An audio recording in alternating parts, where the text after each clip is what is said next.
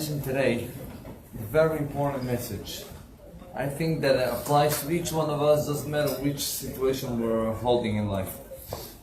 I will start with this week's parasha, something small, and then to get to the point. Rabotai, we spoke already about Yaakov taking Dinah inside a box, protecting her from Esav, not to look at her, and we read already about the punishment that Yaakov Avinu got because of that. Shechem ben Chamor took Dinah in a very dispersal way, not nice.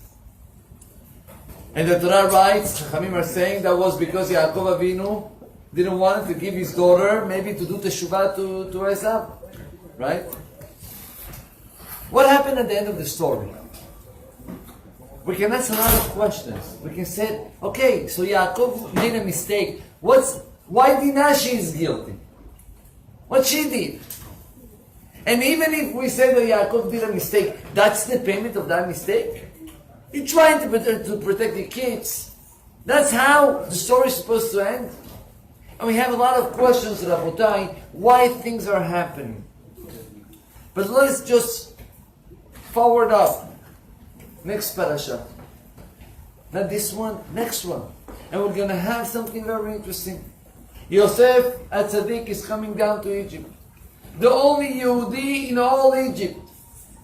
Not only a regular Yehudi, he's a slave, he's being abused, he's being thrown to the jail for years, 13 years. At the end he goes out. Everything starts to change, but he has to get married. Who is going to get married? And the Midrash writes that he went out and there was a certain type of, he was walking and he was so beautiful, Yosef, that the girls were running to look at him. And the Midrash writes, the whole Midrash, that there was a girl by name Asenat. Who was this Asenat? Who she was? She was the daughter of Dinah. That same daughter, that same Dinah, that did whatever she did, end up whatever she ended up. Borei Olam is not forgetting even one Jew. And HaKadosh Baruch Hu took the daughter of Dinah and made her to go all the way until Mitzrayim. Being also the only girl, Jewish only girl, in Mitzrayim, and at the end of the day to make this shidduch. Rabotai, the parasha is teaching us something amazing. The parasha is teaching us we just see a small piece of the whole entire film. We have no idea what are the ways that HaKadosh Baruch Hu managed the world. One thing we should know, there is a lot of calculations. There is a lot of details. You know, it's amazing. When we will read this parasha about Yosef and the brothers, at the end of the whole parasha, the Torah says that Yosef is revealing himself and he says, Ani Yosef. 2 words. Ani Yosef. Say the Hafetz Chaim. At the moment that Yosef said these 2 words, Ani Yosef, all of the people, all of the brothers got clear like a crystal. Everything was clear already, the whole story that happened. All the confused, all the problems that they saw and everything in 2 words were totally clear.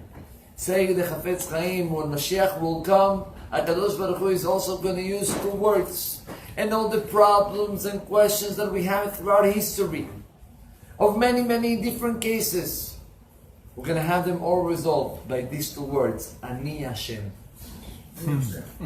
Ani Hashem, and God is going to say. 2 words!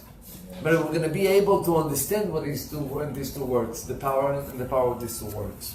I got to tell you, there was a rabbi by name Rabbi Pardo. This Rabbi Pardo, I'm talking about 30 years ago, something like that. Huh? Yeah, you know the yeshiva, right? This Rabbi Pardo have a beautiful story. He told you the story.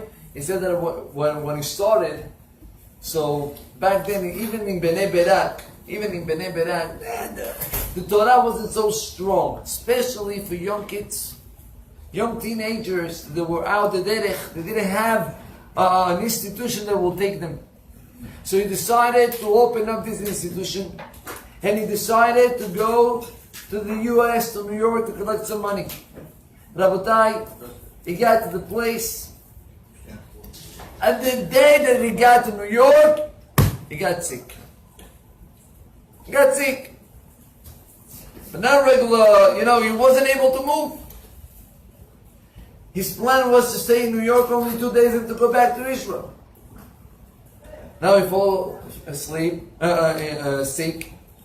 He's going to lose all the whole trip, the whole purpose of the trip. He says, listen, inside my heart, I was asking myself, I'm doing this for Borei Olam, for HaKadosh Baruch Hu. Why should he do that to me? Why? And he said that he went to the doctor. He entered to the doctor, and the doctor told him, okay, take out your shirt. He's taking out the shirt, and he handed to see it. The doctor says, oh, still there are people wearing that thing? Just what do you mean? You know how many people here in America that wear tzitzit? Thousands! Listen, you should wear one of them. Now listen, after the war and we not so... Rabbi Parda saw that this guy is a potential, Jew to be Mekarev. He told him, listen, I came to New York for 2 days. I brought with me 5 pairs of tefillin, brand new tefillin, for the people that are donating a certain amount of money for this new project. But guess what? I'm ready to give you this pair of tefillin for free. I don't want your donation. I don't want anything from you. Just give me the pair of it. I'm going to give you the pair of tefillin. Just promise me that you will wear it every single day. Not that to get touched. He says, you know what? Yalla, I'll take it. He took up the tefillin. Rabotai, Rabbi Pardo left to Israel. The next day, he wasn't able to collect a penny. Nothing. I don't know how many years passed. Maybe 15, 20. One day, a guy, old man, is knocking at the door of the house of Rabbi Pardo, and he's presenting himself. He's saying, I am the doctor. The guy with a huge kippah, black kippah, is telling him, I didn't miss 1 day of tefillin from the day that he gave me the tefillin. And that changed my life. But I want to tell you one more thing. Unfortunately, I didn't have children. And I did a lot of money. And I have millions of dollars, and I'm about to pass away. And this money is going to go to where? Now I'm telling you, and I'm signing a certain type of document or whatever, that I'm putting all my money, all those millions of dollars, and I'm giving it for your yeshiva. Wow. He said, 15 years ago, I complained, why you, Borei Olam, make me sick? And now I get the whole point. Not only I had the merit to be Mizakeh Rabim, to save another life of another Jew that was totally disconnected, but also he was able to support my yeshiva, my institution, for years and years. True story. True story. Amazing. Hey, Rabotai, Borei Olam managed the world, but we don't see. Sometimes we have the merit to see it after many years, sometimes maybe in a lifetime. We don't know. One thing we have to know, Borei Olam managed the whole thing. I gotta tell you this story, Rabotai, and I'm sorry, with this I finish. What a story. Listen. True story. Listen. Another one. There was this guy that went also to collect money to friends in Paris. Not in Paris, I'm not sure that it was in Paris. Outside Paris there is small banlieue. So they have small village around Paris. He got to one of those places, and he was sleeping by a guy, the main religious guy in that village.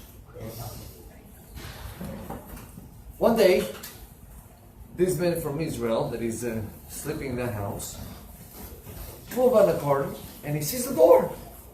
That's weird. What is this door? So he looked at the Rabbi, the owner, tells him, what is this door? He said, no, close it! Close it! What happened? Okay, I'm closing it. Tell me what's going on. No, close it. You cannot open that door. Fine. And then the Rabbi tells him, I'm gonna tell you the story that is behind this door.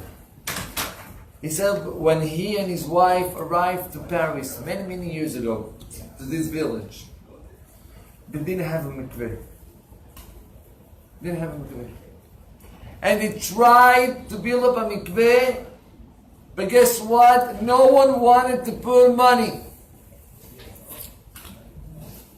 Rabotai, they decided, this couple, to take one of the rooms of their own apartment and to turn it into a mikveh.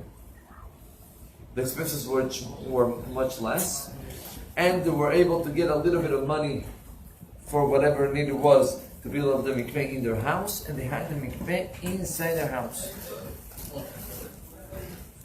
Now that happened, a terrible tragedy. A few years later, the little son, 2 years old, was in the house, and all of a sudden they don't see him. And when they realized, they opened the door of that room. He drowned it. Terrible tragedy. He said they took them to all the gedolim, all the rabbis. All the rabbis, they tried to give them, he says, nothing were consoling them. Nothing. You did mesirut nefesh for this mikveh. Mesirut nefesh.